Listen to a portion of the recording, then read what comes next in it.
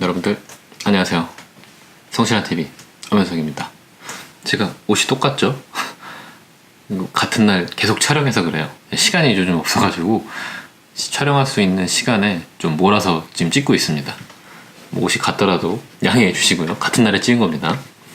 제가 이제 경비 처리에 대한 영상을 이제 올리는데, 오늘은 그 첫 시간으로 주택임대 사업자 경비에 대한 이야기를 할 겁니다. 궁금하신 분들은 끝까지 봐주시고 구독과 좋아요를 눌러주세요.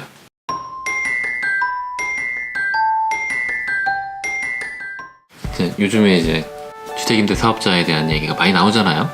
이제 2019년도부터는 세금도 내셔야 되고요. 지난 영상에 2019년도부터 바뀌는 임대사업자에 대한 세금 내용을 한번 올린 적이 있고요. 이 영상 보시고 그 영상도 좀 참고하시면 이해하시는 데 도움이 될 것 같습니다.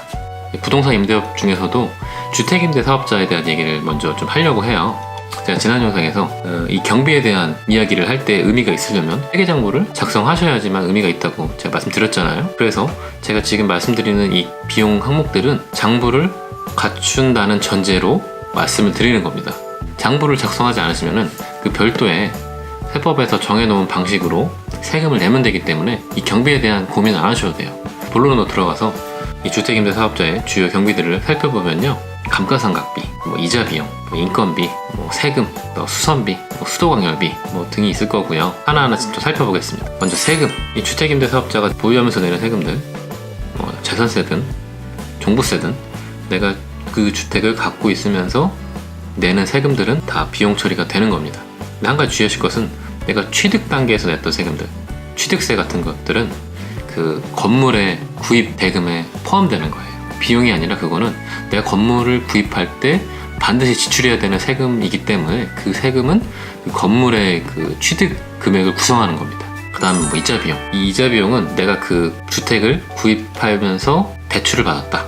이자가 발생하겠죠. 그 건물과 관련된 대출을 받음으로써 지출한 이자, 그 이자는 비용 처리가 인정됩니다. 예를 들어 내가 경매를 통해서 어떤 주택을 취득한 거예요. 경락 잔금 대출을 받게 되는데, 그 대출은 이 부동산 취득을 위해서 받은 대출이잖아요. 그럼 그 대출에서 발생한 이자 비용은 비용 처리가 됩니다. 그 다음에 수도관열비, 수도세, 전기세 내잖아요.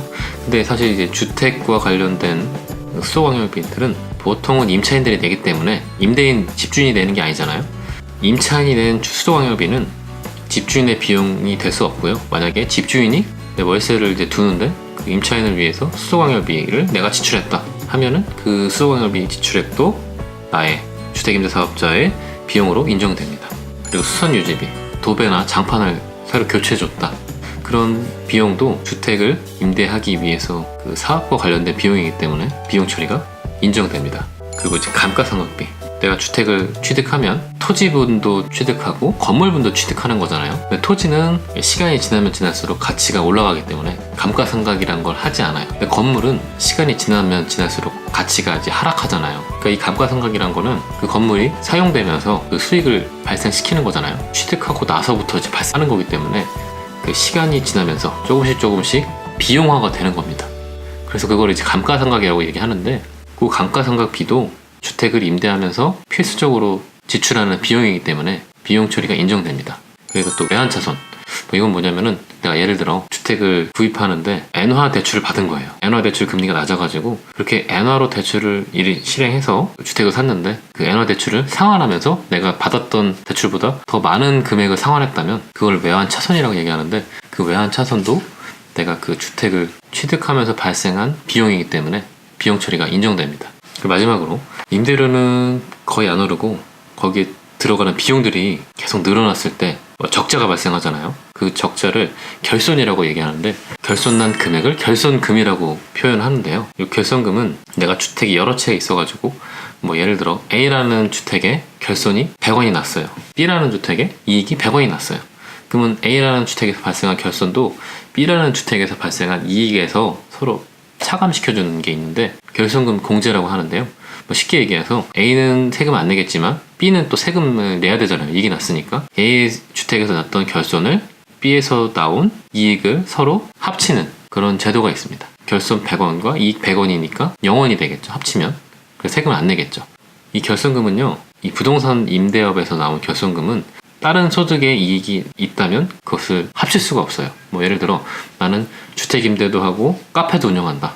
카페에서 이익이 100원 났고 이 주택에서 결손이 뭐 100원 났다고 쳤을 때 이 부동산 임대업에서 발생한 결손은 다른 사업 소득에서 합칠 수가 없어요. 이 부동산은 오직 부동산에서만 결손을 합쳐라. 뭐 이런 제도가 있습니다.